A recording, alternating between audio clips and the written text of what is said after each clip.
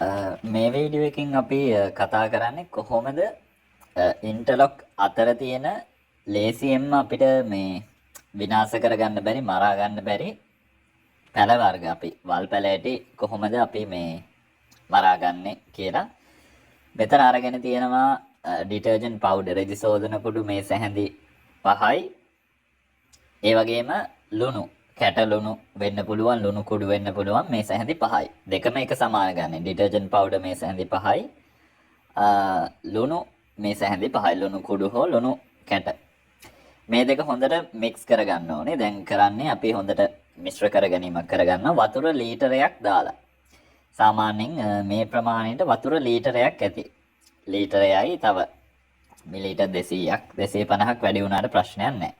දාලා මේක හොඳට අපි මික්ස් කරගෙන ස්ප්‍රේ බොටල් එකකට දාගන්න. ස්ප්‍රේ බොටල් එකකට දානකොට අපි පෙරහණයකින් පෙරණ උපකරණයක් පාවිච්චි කරලා මේක පෙරා ගන්න. පෙරණයක් පාවිච්චි කරලා.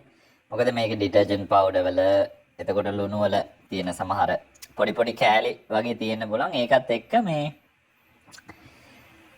අපිට නැත්නම් ස්ප්‍රේ කරනකොට මේ ස්ප්‍රේ බොටල් එකේ හිර වෙන්න පුළුවන්.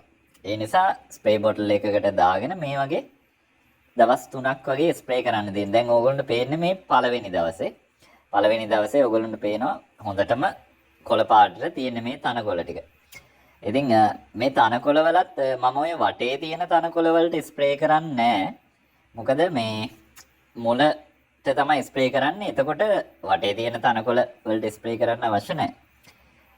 මේ මුල මැරුණට පස්සේ අපිට කෙලින්ම ඒ ටික සුද්ධ කරගන්න පුළුවන්. දැන් මේ දෙවෙනි දවස.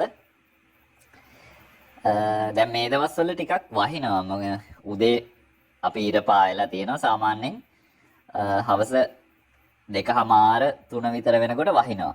ඒකත් එක්ක උදේ වරුවේදී හොඳට අවුව තියෙනකොට මේක ස්ප්‍රේ කරගන්න. ඉතින් මේ දෙවෙනි දවසේ. දැන් ඕගොල්ලන්ට මේ පේන්නේ තුන්වෙනි දවසේ.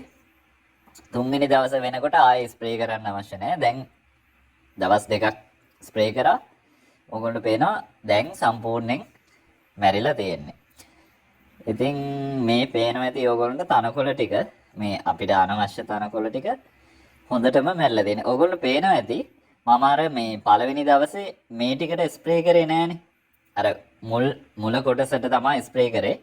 ඉතින් දැන් ඕගොල්ලෝ මෙහෙම මේ වගේ මෙන්න මේ විදිහට ලේසියෙන් ඒ තනකොළ ටික ගලවලා අයින් කරන්න පුළුවන්.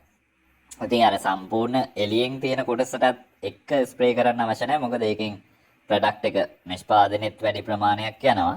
අපිට කාලෙත් අපරාධේ. දැන් මේක අතින් උනත් මේ විදිහට ගලවලා මේ සුද්ධ කරන්න පුළුවන්.